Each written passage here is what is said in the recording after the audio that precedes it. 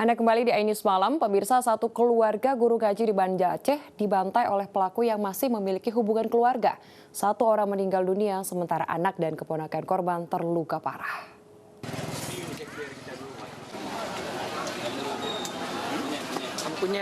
Pelaku pembantaian keluarga seorang guru ngaji di Banda Aceh telah ditangkap polisi. Pelaku masih memiliki hubungan keluarga dengan korban. Polisi masih mendalami motif pembunuhan dengan memeriksa pelaku secara intensif. Ramlah, guru ngaji yang menjadi korban pembacokan dikenal baik oleh masyarakat Desa Lamjabat, Kota Banda Aceh, Aceh. Rumah duka korban dipenuhi para pelayat yang ingin mengantarkan almarhumah ke peristirahatan terakhir. Korban dimakamkan di Desa Kunyet, Kecamatan Darul Imarah, Kabupaten Aceh Besar. Sementara kerabat korban meminta kepada polisi menghukum berat pelaku. Satu keluarga guru ngaji dibantai pada Jumat pagi sekitar pukul 10. Ramlah tewas setelah terkena tusukan pisau berulang kali di rumahnya. Korban mengalami pendarahan hebat dan meninggal dunia dalam perjalanan ke rumah sakit. Di rumah tersangka menikam almarhumah, anak almarhumah yang masih berusia 14 tahun dan sepupunya yang masih berusia 12 tahun.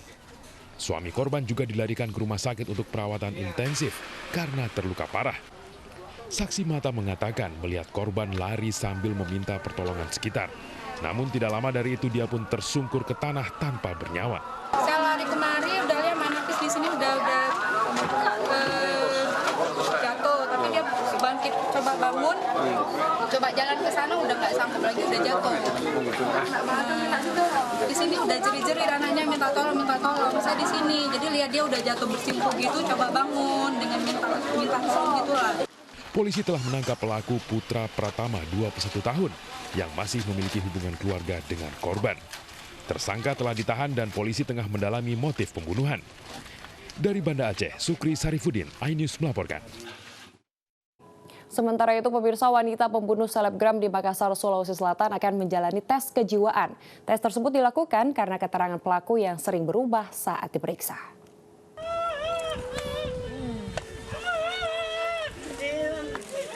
Jenazah Ari Pratama, selebgram di Makassar yang dibunuh kekasihnya, Sabtu siang dimakamkan di Kampung Leang-Leang, Maros, Sulawesi Selatan. Tangis haru kerabat dan keluarga pecah saat jenazah dimasukkan ke liang kubur. Seorang kerabat bahkan jatuh pingsan. Sementara itu, AA, tersangka penikaman, akan dites kejiwaannya. Tes ini dilakukan karena tersangka sering menyampaikan keterangan yang berubah-ubah saat diperiksa. Untuk sementara pelaku tetap kami coba lakukan trauma healing juga oleh anggota kami sebelum nanti dilakukan oleh ahlinya. Sambil kita interview secara lisan seperti apa kejadian sebetulnya di tempat kejadian perkara penikaman ini. Sebelumnya pada Jumat dini hari, selebgram di Makassar Ari Pratama menjadi korban pembunuhan kekasihnya sendiri lantaran kecewa setelah janji untuk menikahi pelaku tak kunjung dipenuhi.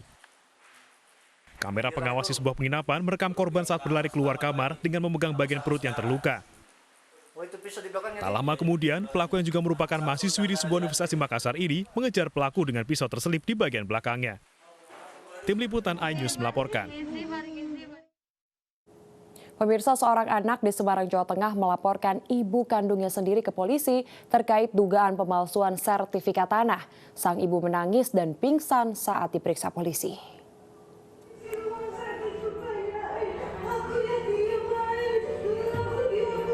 Meliana Wijaya, wanita berusia 64 tahun ini, menangis dan jatuh pingsan saat memenuhi panggilan pemeriksaan di Mapolrestabes Semarang, Jawa Tengah.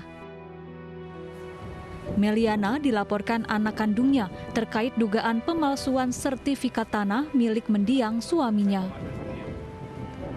Menurut kuasa hukum Meliana, peristiwa ini bermula saat Meliana akan mengganti sertifikat tanah atas nama suaminya menjadi 5 nama, yaitu nama Meliana dan nama anak-anaknya.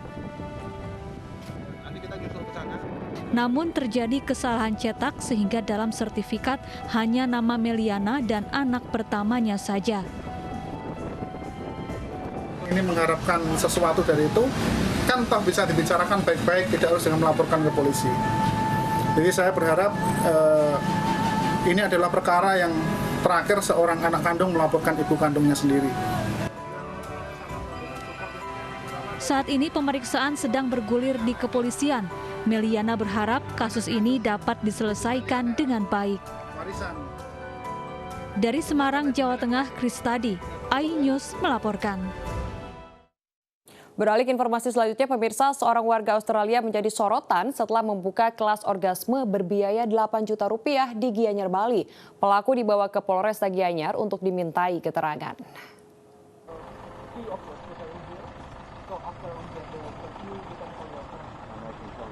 Petugas imigrasi Denpasar mendatangi Villa Suara Sidi yang berlokasi di desa Lotunduh, Gianyar, Bali.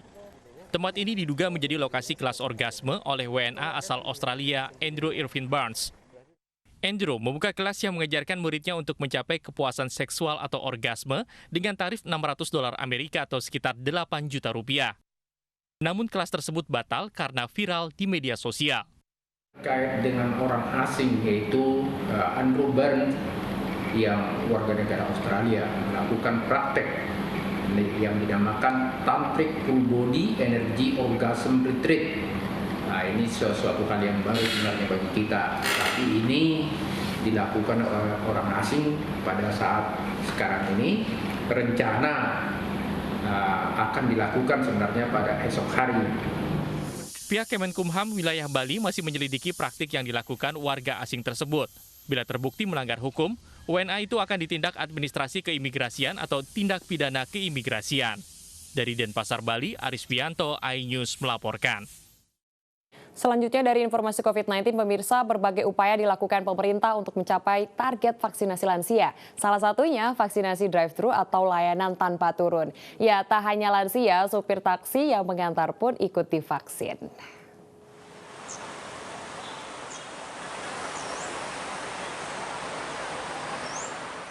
Sekali mendayung, 2-3 pulau terlampaui. Beginilah cara pemerintah agar vaksinasi COVID-19 bisa mencapai target. Bekerja sama dengan salah satu perusahaan taksi, Kementerian Kesehatan memastikan vaksinasi lansia dengan sistem drive-thru atau layanan tanpa turun, Lantatur, dapat mendongkrak target angka vaksinasi. Selain memvaksinasi penumpang taksi yakni lansia, supir taksi pun juga ikut divaksin.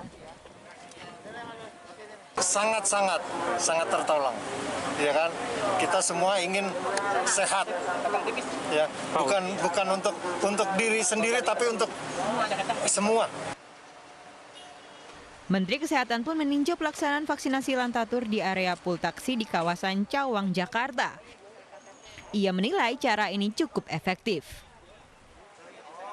Pemerintah menargetkan 21,6 juta lansia bisa diberi vaksin hingga Juni mendatang.